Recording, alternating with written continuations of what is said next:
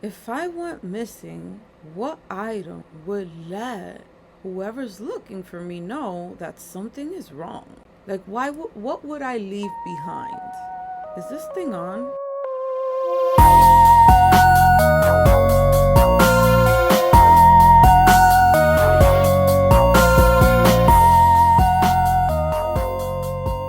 I am Nina the Diva, and this is Face Not Found. So, this week we're going to be talking about Tamika Antoinette Houston. Who's that? I don't know. Are y'all well, friend? Me neither. I have never heard about this lady's case. And the amount of connection her family has to the media is crazy. And to still not be able to put her out there says a lot about who the media performs, who the media prefers to cover. Her case was one of the many that got so little attention that there was this journalist, Gwen Ifio, I hope I didn't botch her name.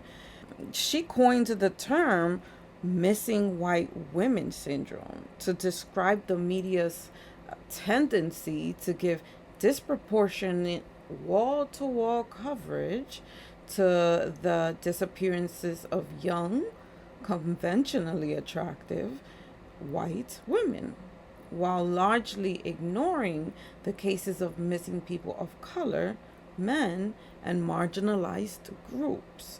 Someone was aware that this was happening and they gave it a name. Tamika Antoinette Houston was born December 11th, 1979, which would make her a Sagittarius in Washington, D.C. Tamika was raised in a large, tight knit, extended family by her parents, Gabriella and Anthony Houston, alongside her siblings. Her mom was the oldest of 8 children, born to Miaza after she migrated to the United States from Ethiopia.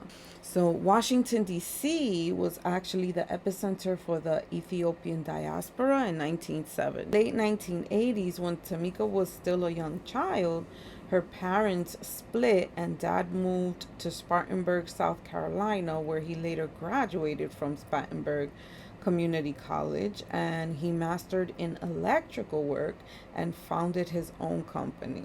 Go Dad. Tamika had 3 other siblings, 1 sister and 2 brothers.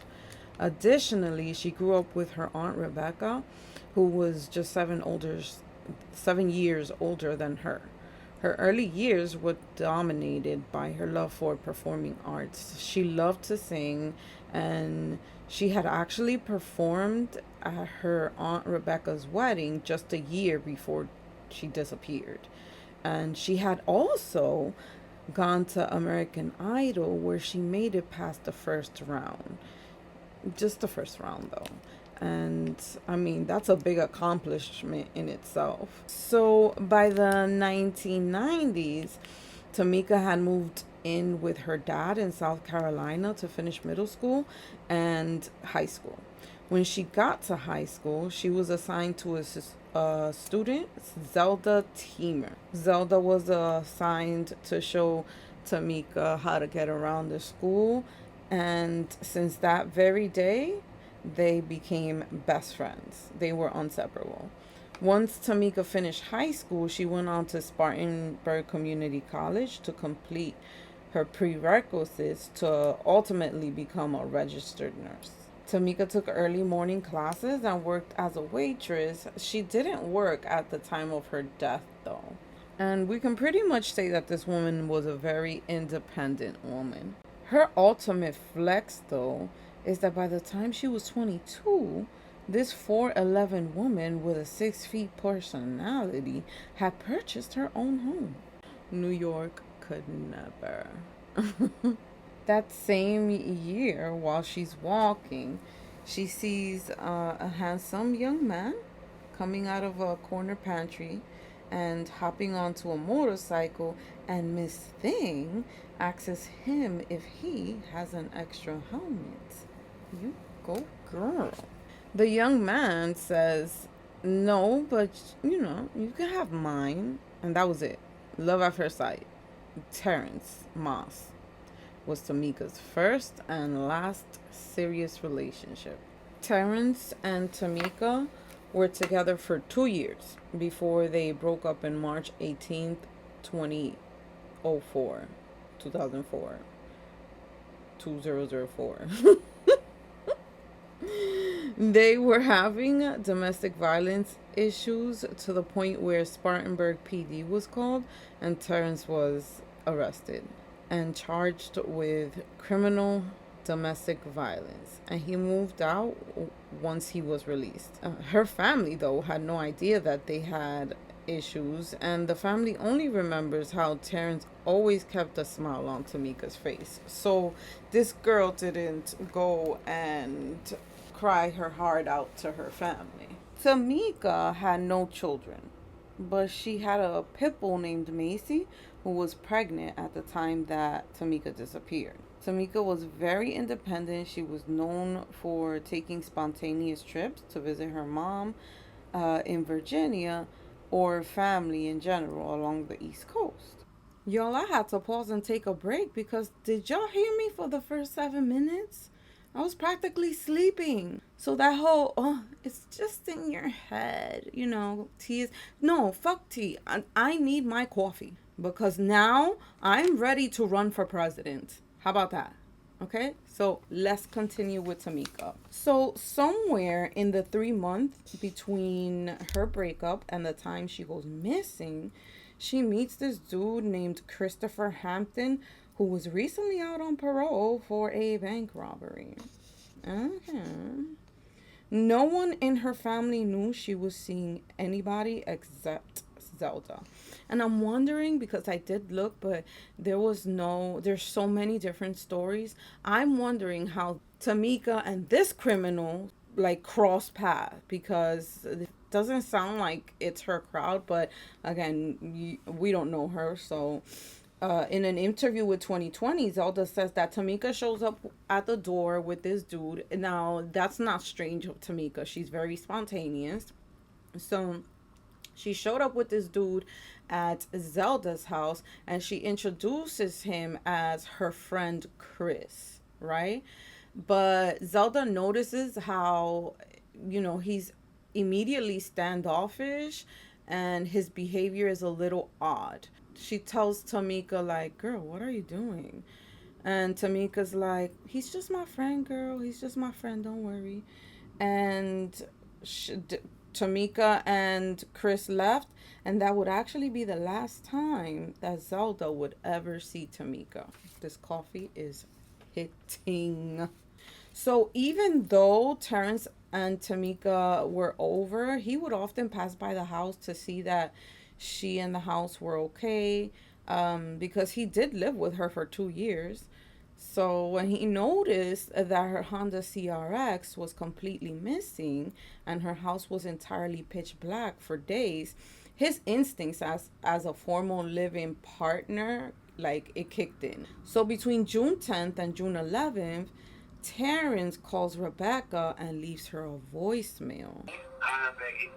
This is Terrence. I've been trying to get in contact with Mika. Nobody seems to have heard from her, so I just want to know what she said.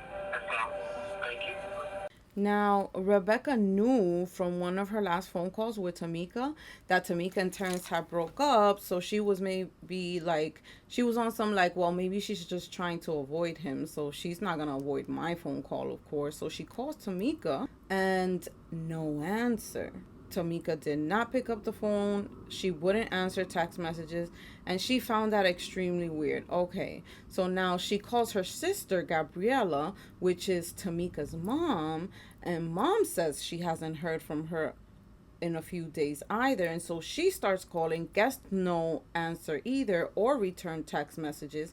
So the family spends 48 hours phoning every single possible family member that they can think of. And when no one has heard from Tamika is when they realize that this was a true emergency. So Rebecca goes down to South Carolina, officially reports Tamika missing on June 12th, 2004. 2 days later, on June 14th, 2004, police formally input the report. And then on June 16th, they do a wellness check um, on Tamika's house. And they go in the house because there's a foul odor coming from the house. And this just broke me down. Police discover that Macy, the pit bull, Macy, her pit bull was nearly dead of starvation, okay? And that she had birthed her babies and only one from her litter was still alive. Kill me now. I did cry. So at the time of Tamika's disappearance, Rebecca worked as a professional publicist, specializing in like crisis communications. So she's like, what's that girl's name from Scandal? She cleans up basically. She does what that lady. I don't know what her lady is. I don't know what her name is, but the show is very good. She worked in crisis communication, so her day-to-day job revolved around like pitching stories to journalists, managing public narratives, forcing the media to pay attention to her clients. And on top of that, this lady is married to Desmond Howard. Yes, that Desmond Howard. ESPN college game day analyst Desmond Howard. Former NFL player Desmond Howard. Super Bowl MVP Desmond Howard. And Heisman Trophy winner Desmond Howard. And even with all of that, she was having a hard time having Tamika's case get any media attention because at the time, the world was focused on Scott Peterson and his 8 month pregnant wife who went missing on Christmas Eve while he was fishing. Okay, Scotty boy. So the first suspect on the list was the only boyfriend everyone knew because no one knew that she was with this guy named Christopher, right? So the first suspect is Terrence, and he was also the first one to alert that something was wrong. Now I am completely on his side when it comes to why are you wasting time on me, but at the same time, standing on the other side of the law, like you were the last one she was with, you have a domestic violence history with her. And Terrence, though, when they bring him in for questioning, he's answering every question. He's not hiding the domestic issues because he knows he's innocent. But he did have a motive to kill Tamika, though. Because besides the domestic violence mess, a court date was set for his arrest for the summertime where Tamika would have to testify against him. So that gives him an ultimate motive to make Tamika disappear. So when Rebecca gets questioned, she says that Tamika had told her that Terrence was behaving erratic, that he was staying late at night, that he was writing scriptures, that his actions were being directed by God. Terrence, honey, what's the street name for what you want? I know a lot of people who say their actions come but I live in New York. It's average thing. So a week after Tamika is reported missing on Sunday, June 20th, a woman calls in with a tip saying that she saw Tamika's missing flyers and believes that the car matching the description of Tamika's car is abandoned at the apartment complex where she lives, at Barksdale Apartment Complex, across town from where Tamika lived. So Detective Lamb, he's my friend. We known each other for a long, long time. Detective Lamb and the forensics team processed the Honda. It is Tamika's car. They could tell the vehicle has been sitting there for weeks, though. And worst of all, it was completely wiped of any significant evidence, right? No blood, no signs of a struggle, no fingerprints. So while the car was forensics free, though, investigators did find a lone and strange set of keys on the passenger side floor.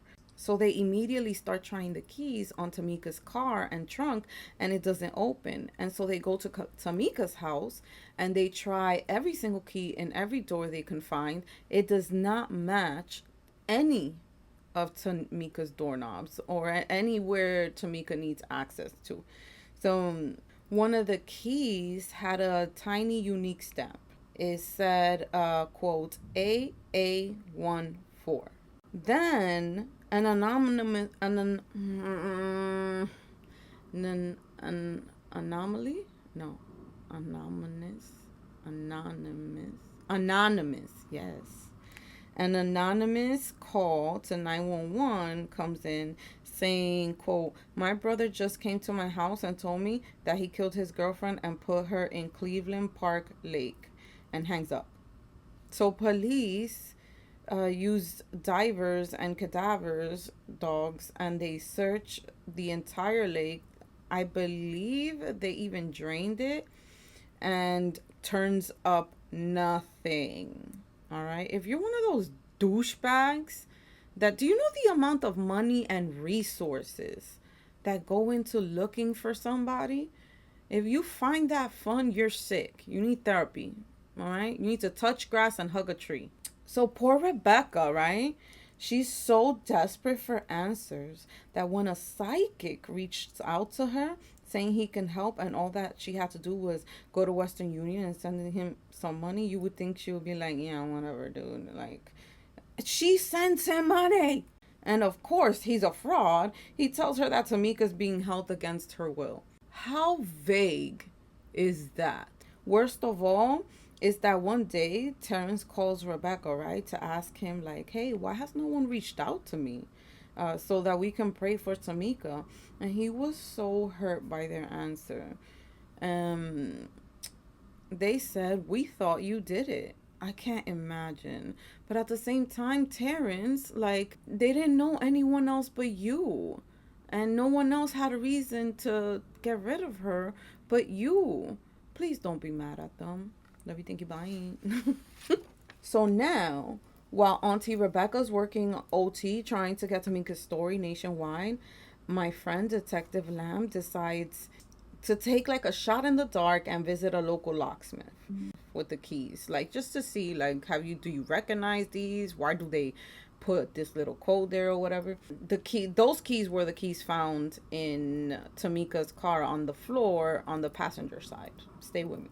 And not only does the locksmith recognize it, he tells Detective Lamb he made the key himself. Okay? He made the key himself. He says AA14 was his personal proprietary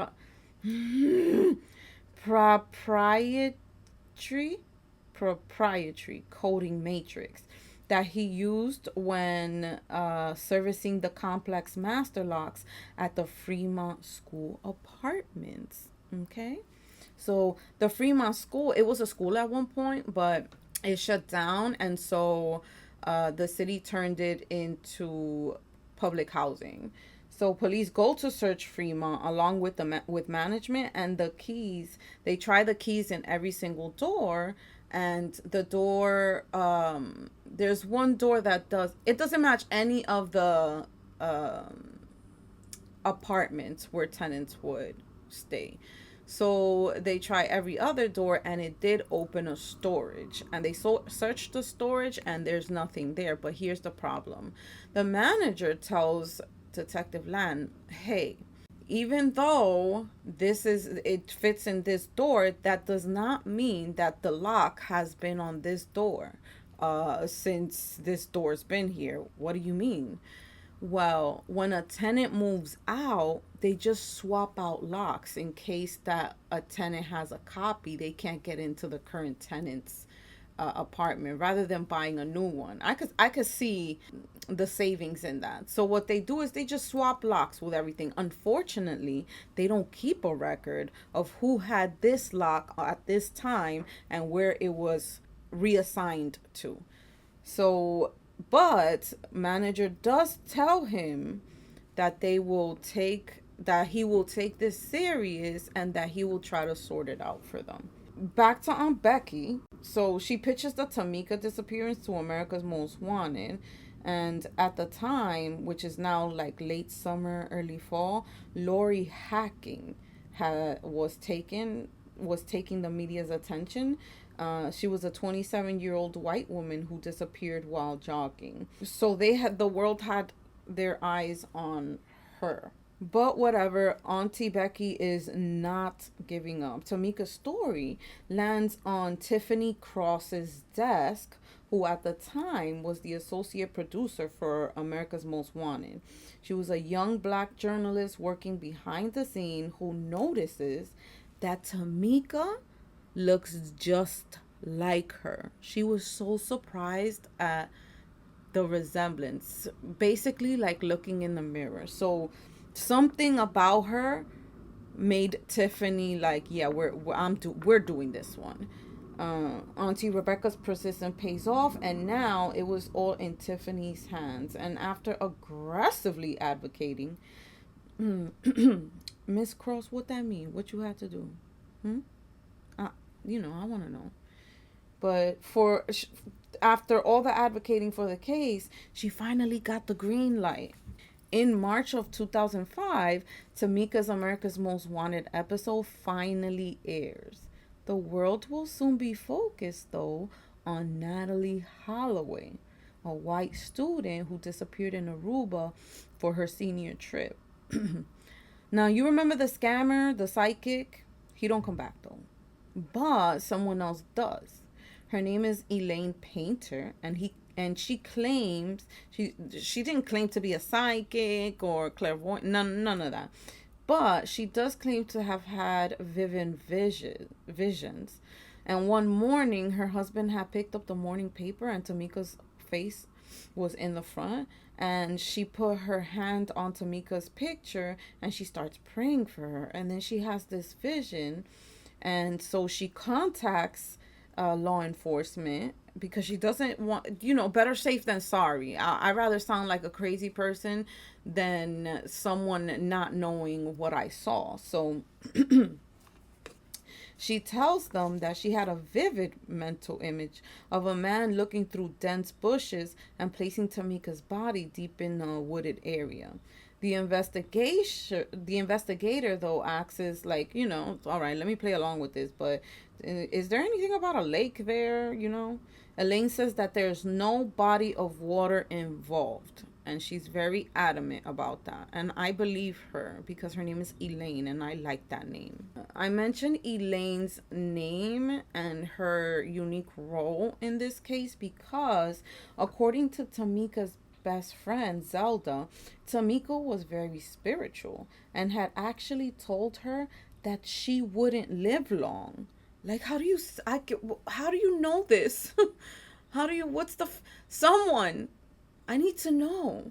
How do you feel this? That's so eerie. And it gets even eerier because, is that even a word? Eerier? Terrence says that they had talked about her not turning 25. Okay? She said she felt something strange was going to happen and that she would not live to see 25. There are power in words, people. This is why they call it spelling. There's so much power in words, and I can't stress that enough. But anyway, Terrence was not happy with the American Most Wanted episode because he felt like when they interviewed him, it was more like he was a suspect than anything else. And on the episode, he even kneels on his knees and begs everyone to stop wasting time on him. He's innocent and precious time is going by. And although he is 100% right, Terrence, give the audience grace. I mean, anyone would think you're the main suspect. So then law enforcement gets another call from my bestie, Elaine, right? And she tells them, I had another vision. This time I see someone. I don't know if it's Tamika, but I see a female in a closet leaning towards her left and the life basically leaving her, right? So remember the keys? In January 2005, they're able to find out what door had the lock before it was switched. So forensics goes into the vacant apartment, well, now vacant apartment, and spray aluminum all over the apartment because the first thing they saw when they look into the apartment is a bleach stain on the carpet. And get this, the bleach stain is in the bedroom and in the closet. Hello, Elaine, do you do readings? So, DA Trey Gowdy said a bleach stain is Latin for I'm covering something up. Gowdy, you're so funny. The carpet in the room and the closet lights up, telling forensics that there was blood there. And they go and they lift the carpet and find a huge pool of blood that had already dried up. They collect samples, off to the lab it goes. The results come back as a perfect match to Tamika Huston. So, police had actually knocked on all the doors showing Tamika's picture, and a few people had actually said, like, oh yeah, I've seen her here around before. And great, they keep on asking around, and someone eventually says, yeah, I've seen her here, and I think she's dating Chris. Boom, a name. Finally. So in December of 2004, they had actually questioned Chris, who flatly denied having any knowledge of Tamika's whereabouts and her disappearance, her well-being. Matter of fact, he said she was just one of the many girls he messed with, and that he actually had a girlfriend who was pregnant. So he's gonna be a pappy. He said the last time he saw her was when she stopped by his apartment to borrow money to go to Myrtle Beach for bike week, and that was back in May. He says that, quote, I hate that she's missing, but I got a life to live, end quote. Motherfucker. You got more banks to rob, honey? They ask him about the red stain on the carpet, and they tell him that it's Tamika's blood. Although at that time they had not had those results. They just wanted to see what he would say.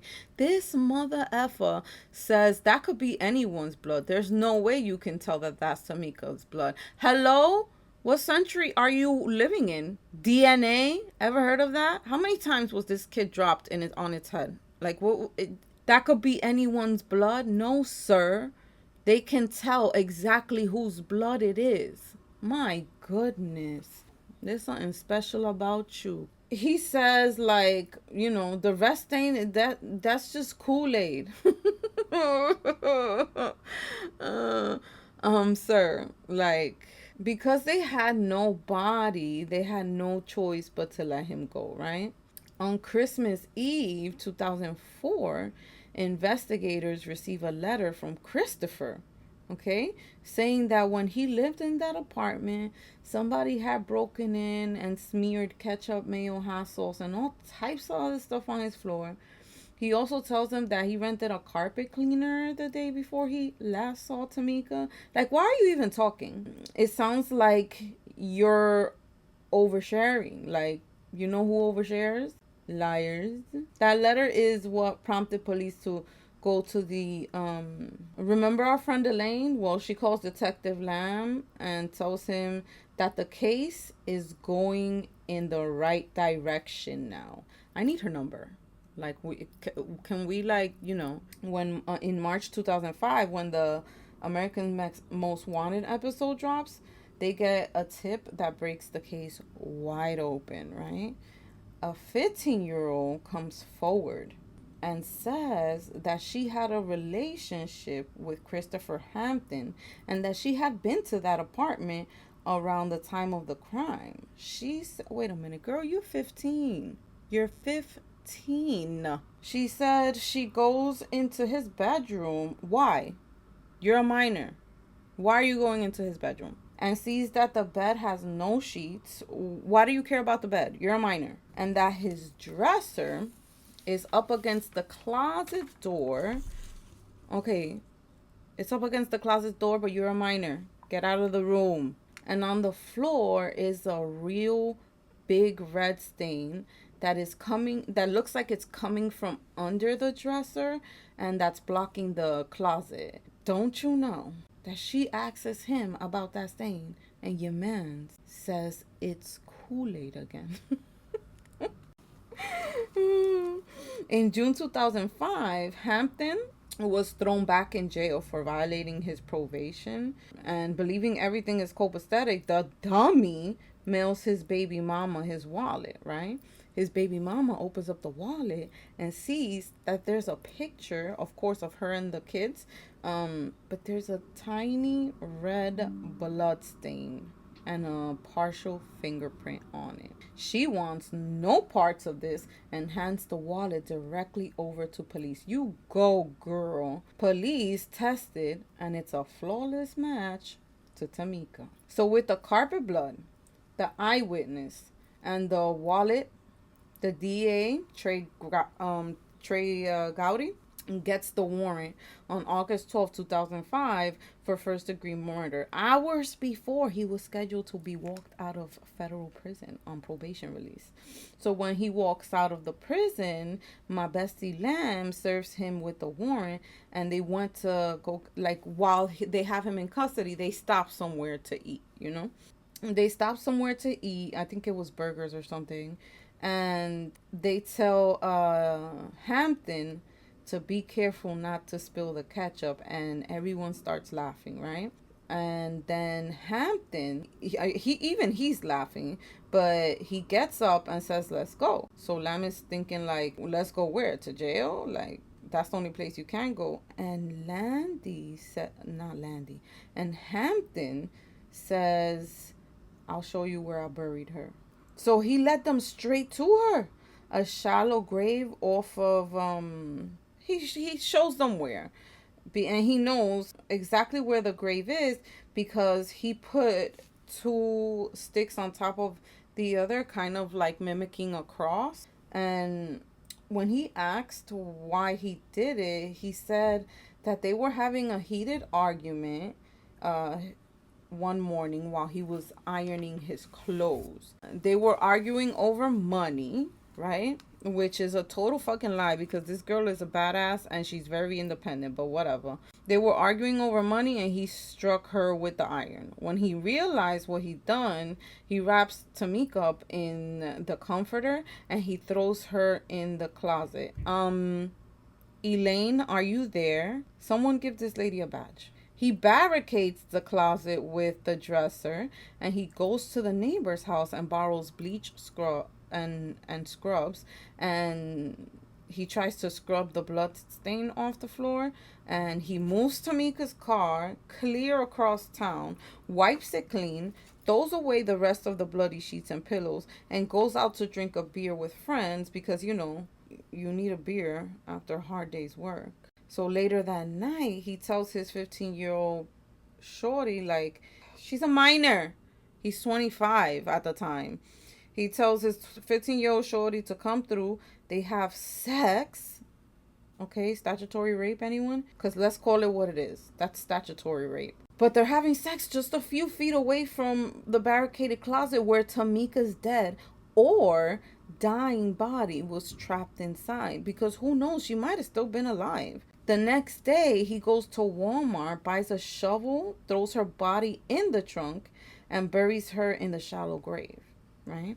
After a few months, he said he felt so guilty watching her family suffer that he had went to dig up the grave and to turn himself in, but that he panicked and he reburied her, which is a total lie. Like, I don't believe that. Prosecutor said that was a lie because he had decapitated her, okay? And he threw one part of her jaw over some fence in an effort to stop them from identifying her through dental records. So when he went to that gravesite, he knew she was going to be just a skeleton, and he tried to break her up in pieces. After 2 years of Tamika being gone, Christopher pleads guilty to first-degree murder and is sentenced to life in prison without parole. Tamika's family and friends were able to visit where she was buried by Hampton, and poor Zelda said that uh, they didn't even bother to collect all of her because she stepped on something, and when she looked down, it was one of Tamika's bones. Oh my God, how morbid is that? The family puts a cross and flowers at the site and begin the painful journey to heal. Tamika was officially laid to rest November 5th, 2005, at Fairfax Memorial Park in Fairfax, Virginia, not far from where her mother lives. It took 14 months for Tamika to make it to her grave. The lack of coverage of Tamika led to the creation of the Black and Missing Foundation. So, and remember our clairvoyant bestie, Elaine? After a few months of Tamika's case wrapped up, Elaine calls Rebecca and tells her that she keeps seeing Tamika holding blue bundles and does not know what it means. Rebecca was pregnant with twins and no one knew. Someone get me her number. There is some sad news, very sad news, right? In 2017, Tamika's dad died in a murder suicide. He shot his wife and then himself, and police never released any specific motive for the shooting. How sad is that? So, Erica Alexander, you may know her. She is an American actress, writer, producer, and activist. She is best known for her portrayal of attorney Maxine Show on Living Single and Pam Tucker on The Crosby Show. She actually did a 10-part podcast titled Finding Tamika, and when she was asked why this case grabbed her attention, she said, quote, "I know how much black girls don't matter." And that, ladies and gentlemen, is the case of Tamika Antoinette Huston. May she rest in peace and may her name never be forgotten. So I hope whenever you hear that word, white women missing syndrome, she's the one you think about. Being spontaneous is dope. And you can be spontaneous in today's world, and you can do it safer. Give somebody your location. A parent, a sister, a cousin, someone you know that means you no harm. Give them your location in case you cannot be found. Don't buy drugs. That's all I got. You can write me an email at ninapodcast@gmail.com. You can also reach me on Instagram, Nina the Diva 1309, and you can also reach me on TikTok, Nina the Diva RT. Hit the link tree, join the Patreon, submit an anonymous confession. It is some completely anonymous, I promise. Join my Spotify group. Listen to another podcast. Love you, thank you, bye.